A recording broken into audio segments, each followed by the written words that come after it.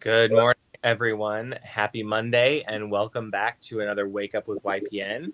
I'm Jonathan Fell, Vice Chair of your Iowa City Young Professionals Network for ICAR. And with us today is Cynthia Marx, Development Services Specialist for the City of Iowa City. And Cynthia is here today to talk to us a little bit about boundary line adjustments, fences, minor modifications, some of those things that as realtors we have some questions about from our clients that we want to be able to offer some basic maybe information, but also send them to the right spot. And Cynthia's office is the right spot. So before we officially begin, I want to say thank you to Veridian for being our sponsor this morning. And also, don't forget to write in with your questions. We will probably hold them until the end unless they are super pressing or incredibly pertinent to what we're talking about. But please don't hesitate to write in if you have a question that we can maybe get answered for you today. So, Cynthia, first, thank you so much for joining us this morning. We really appreciate your time. Could you tell us, maybe just to get started, a little bit more about your specific department and what you do for the City of Iowa City? So I work in the department that's Neighborhood and Development Services, and within that, there's several different divisions. I specifically work in Development Services, and that includes urban planning, building inspection, historic preservation, and a few other smaller details. So primarily, I work mostly with building inspectors and general public. So what building inspection is, if you build a new home or remodel, or if there's a new commercial building, the building inspectors are the people that ensure that it's built to the most adopted code standard as far as like electrical, mechanical, plumbing, structural, just to make sure everything is safe. Yeah. So that kind of protects the health and well-being of Iowa City's residents. Excellent. And so today, I think one of the things that we were interested in talking to you a little bit more about is boundary line adjustments. And that is kind of the first thing we want to chat about today. So maybe you could start us off and just tell us what is a boundary line adjustment, and perhaps maybe the top 2 or 3 reasons why someone may see one happen with their property. So a boundary line adjustment is pretty explanatory. It's adjusting the boundary lines of a property. There's 2 types. One is major, one is minor. A minor is one that's less of 1,000 square feet. So if you're maybe buying, a couple feet of frontage from your neighbor for whatever reason, maybe, you want to modify something on your home and you can't do that with the existing setback, you might do that. Kind of related to that was a situation that happened prior to my working in this department. In one of the larger subdivisions in town, someone had installed an in-ground pool. Well, it accidentally encroached on an adjoining neighbor's property. So big enough lot that they didn't really specify where the lot lines were, and eventually did discover that. So one neighbor purchased from the other neighbor sufficient area for the pool to be installed and have the correct setback. So that's kind of that type of thing is what we see once in a while. If maybe there's an empty lot that's in between 2 existing properties, maybe they want to split it up. Another scenario is sometimes in a newer neighborhood, someone wants to consolidate 2 lots into one parcel because they want to build a house on it. Generally, you can't build across lot lines for hopefully pretty obvious reasons for most of you, because that would be, problematic in its own. So those are kind of the scenarios that pop up. Usually you will have been directed to do this, like you talk to someone, generally in urban planning. There's a concept or an idea that someone wants to execute. There's dimensional issues because of just the zoning or the size of the lot or what the project is. So you will be instructed to apply for this process. It usually involves a civil survey. So it'd be, contacting MMS or one of the other surveying companies in the area, and then getting that, because they'll, double check the pins and everything and write up the new legal description, et cetera. So Gotcha.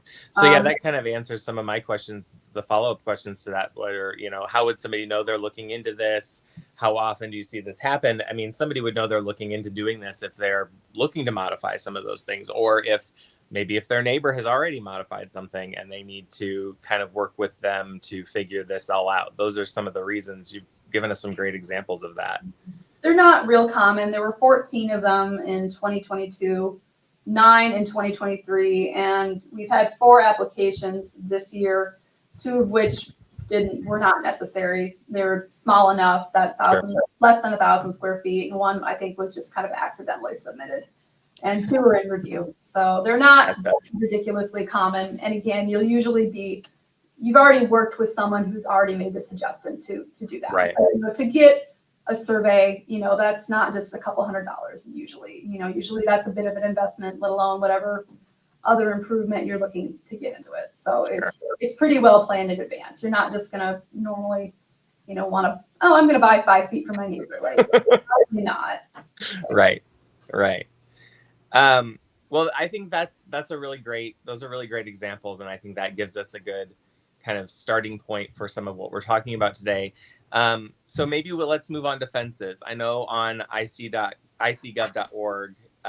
we have a lot of great information for folks as they're looking to put up a fence, or, the different departments that may come into play and deal with all of that process.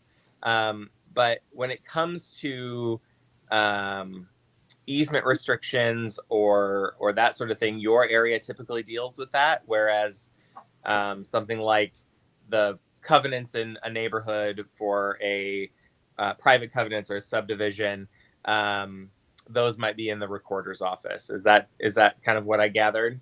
Well, this is what I normally advise. If someone, calls about a fence, first thing we try to look at the plat. Mm-hmm. So that would be at the Johnson County Recorder's office. Now, hopefully everyone kind of understands what a plat is. Yep. Right. It's usually kind of the boundaries. It's a subdivision, usually has all the lots, the dimensions, the easements, et cetera, et cetera. So we usually go to that first just to see if there's any recorded easements on that plat. Now, it's important to also share that, that's a snapshot of the plan of the land at the time that plat was recorded. So for a house that was built in the 1990s, that plat is going to be reflective of the easements that were in state at that time. So that could be well over 30 years. So we also say call Iowa One Call for any utilities. Most of us know that. Yep. Call before you dig. Pretty, I would say common sense, but not always. And then we also suggest you contact the City of Iowa City Public Works for any city utilities. Just get to know your property first. Sometimes there are restrictions as far as where fences can go that are related to those easements. Also contact the recorder's office if you live in a subdivision, because there may be covenants or restrictions. Now, those could be height restrictions, those could be material restrictions. It could be a plethora of things. So, do your homework first is what I get to know your property, see if there are any restrictions and that sort of thing. Now, obviously there is Iowa City code also pertaining to location and height and a few other things. So generally look at the plat, contact the appropriate entities to check for restrictions, because sometimes it's not a problem to maybe put a fence over it, and sometimes it may be. Sure. So I don't want, we don't want homeowners to install fences, because that's also, that's a few hundred to a few $1,000s, depending upon the complexity of the fence, the quality, the amount. So, there's a lot of factors that go into that. You don't want to install something and have to tear it out right away because you find out after the fact it's over a water main, or, it's got to be 2 feet back from the utility box. And that's information that the city doesn't have. So it really is incumbent upon the homeowner to kind of do some homework first. Outside of that, we usually just kind of look at what the individual characteristics of the lot are. Depending upon where the fence is going to be, there are, again, height and kind of material restrictions to a certain extent. Let's see. So, for example, maybe somebody who lives on the corner, a corner lot may have a height restriction because the cars need to see over and or around. Exactly. Any corner lot generally has what we call 2 front yards, right? Because if you're on a corner lot, you have frontage on 2 streets. So therefore, there are 2 front lots, and there are provisions depending upon if it's a busier street, which is called an arterial street. So that's like Muscatine or Burlington. So some of those busier roads, there's additional restrictions on that. So, but yeah, at any intersection, there's a height and material limitation. So, and again, as you stated, it is basically for traffic and pedestrian safety. Sure. Yeah. Are there any sort of lots in the city where, I mean, obviously those lots would have more restrictions or more, issues that would have to be looked at? Are there any lots or where some of these just maybe don't apply to as much? Well, an interior lot, so it's not one on a corner, not one that maybe has, double frontage. Maybe they've got, road in the front and the backyard. You still have some height limitations. So 4 feet maximum is the height in the front yard. And then you can go up to 6 feet in a rear or side yard without a permit. Anything above 6 feet in height would require a building permit. Interesting. Okay. So yeah, and then that process is an entirely different process in and of itself, just because you have to get a permit, the plan has to be approved, all that kind of good stuff, correct? Correct. Okay. This is a question that came in that fits really well with our conversation about fences. Is it a rule or a courtesy that I give my neighbor the quote prettier side of a fence? Probably both. I don't know what there's nothing in city code that dictates that. I think there might be Iowa fence code that pertains to that. So I don't enforce that, and I don't have a good knowledge base for that. So I really can't comment. Gotcha. Okay. Certainly probably more the courtesy of the prettier side to a neighbor. I think in theory, yes. Yeah. Okay. Well, lastly, let's talk about some of the minor modifications. The way this is defined on icgov.org is the building official may grant small modifications from certain standards specifically listed in the city code. I don't know if we need to read through all of this, but flexibility for unusual situations applicable to the property. Maybe put some of that into context for us. What would be a minor modification or a situation that you've seen that might help us understand that a little bit better? Probably a couple more common residential ones. You can apply for a modification to increase a fence height 25%. So if it's like in the front yard, you can do apply for the minor modification to increase the height of that fence 25%. So that would be a maximum of 5 feet. Gotcha. In the front yard. So that's actually come up several times this year, which it had not come up prior. So it's just kind of, I don't know, I think these things ebb and flow. Sure. Another one was an increase in height of up to 10% for an accessory building. That was last summer. So someone was planning to build a detached garage with some quarters over it. For an accessory dwelling, you can have up to 20 feet for the peak. They applied for the minor modification to increase that 10%. So peak height of 22 feet. So again, as you stated, it just applies a little flexibility to certain situations. It's not a precedent setting capacity. It is a case by case basis. So just because your neighbor got it doesn't mean that, if you propose something very similar that you will get it. So we try to look again at the individual characteristics of the lot, the neighborhood a little bit, and then also, what the intent or what the design is. Sure. And I'm not the decision maker on that. There's someone else that makes that decision. I just do some of the homework or the paperwork for it. Sure. So yeah. Very little authority or decision making capacity in anything I do. So hey, you know what? And sometimes that's better. How about a wheelchair ramp? Is that, or an easement or a setback for a wheelchair ramp? Is that part of a minor modification situation? It can be, yes. We've had just kind of makes sense, especially smaller lots, especially in the older parts of the city. You've got kind of, maybe you have homes. I mean, if they were built in the 1800s or the early 1900s, they're not going to adhere to setbacks that were established, well after the construction of the home. Right. So generally, there's about a 15-foot setback for most areas that are residential. Now there are variables of that, so that is not applicable to every situation. But if we had someone who did apply for that specific minor modification, it was in an older part of the city and they didn't really have the 15-foot setback. I think the setback for that neighborhood was closer to maybe 10 or 5 feet, but they had really wide right of ways. So does everyone kind of understand what a right of way is? Maybe we should just give us a little quick. That's basically the area from the property line to the curb. Gotcha. So that exists for, public utilities. So the ability to have, those fun things, water, electricity, internet, gas, that type of thing. So, contributes to the structure of our home. So if you've got a wide right of way, but a really narrow kind of front yard, you might not be able to put a ramp in that would conform to what the typical setback would be. So if you have a house that's already maybe only 10 feet away from the property line, this specific modification allows that ramp to be constructed.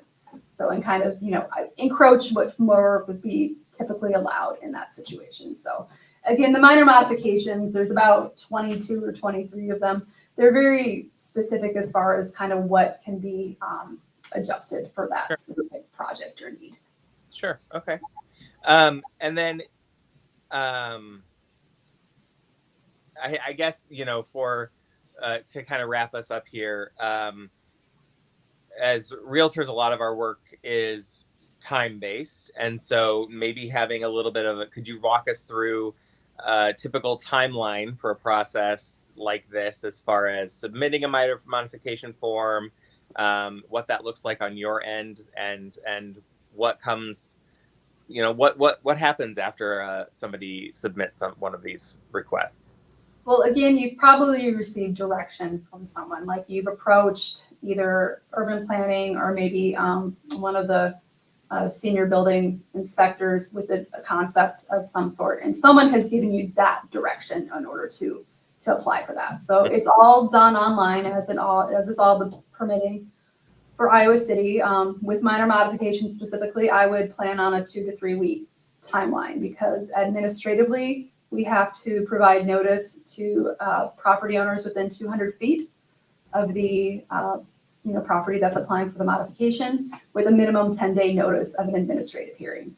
Okay. So this gives your neighbors the opportunity, if they have questions or objections, a window of time in order to raise those, or just, if they have, sometimes it's just general curiosity. And I'll be honest, we get very few.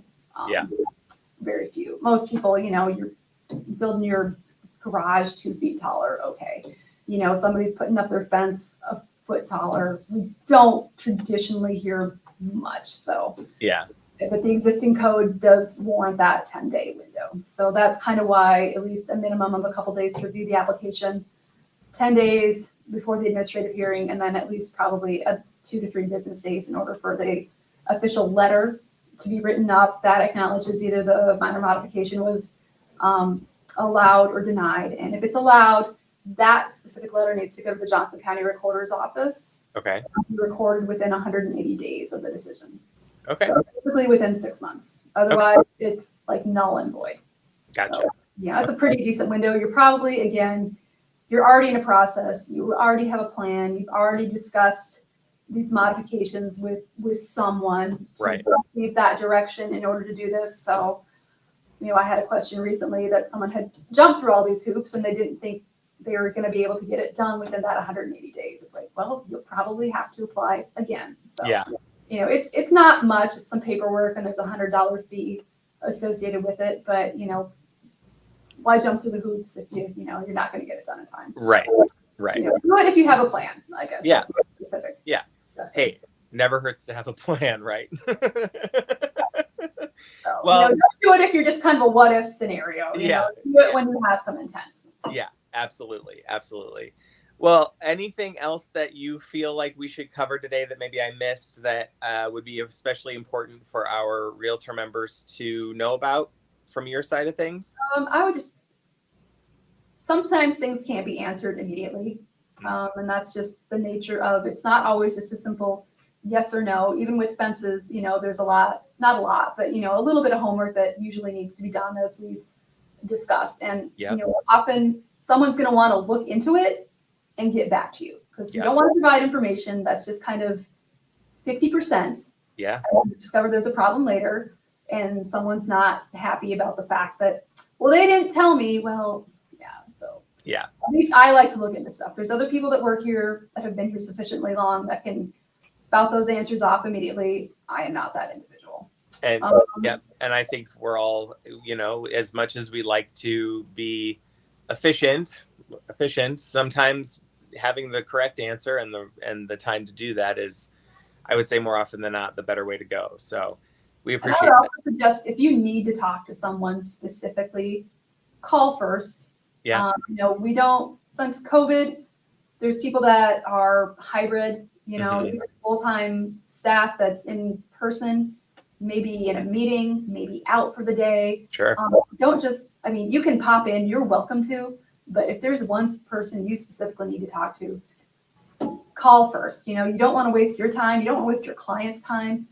Sometimes coming to City Hall and trying to find parking in downtown Iowa City, it's not so terrible right now, but give it about 3 or 4 weeks. Yeah, exactly. It would be a big challenge. So exactly. If you have questions or if you need someone, call first, verify they're going to be there, give them a heads up so maybe they can have some information ready for you. Just again, it's the environment. It's the new working world. People can't always give answers immediately, and they may not even be there. So or available at that time. So. Exactly. Do your due diligence, set it up, and do it right. Yep. Well, Cynthia, thank you so much. I don't see any other questions right now, but maybe if they pop up on the screen, we can grab some. But thank you so much for your time today. We're going to be putting some resources and the link to the icgov.org information in the comments after the interview. But Cynthia, thank you again so much. We really appreciate your time and your expertise. Thank you. Okay. Thank you. Have a great day. You as well.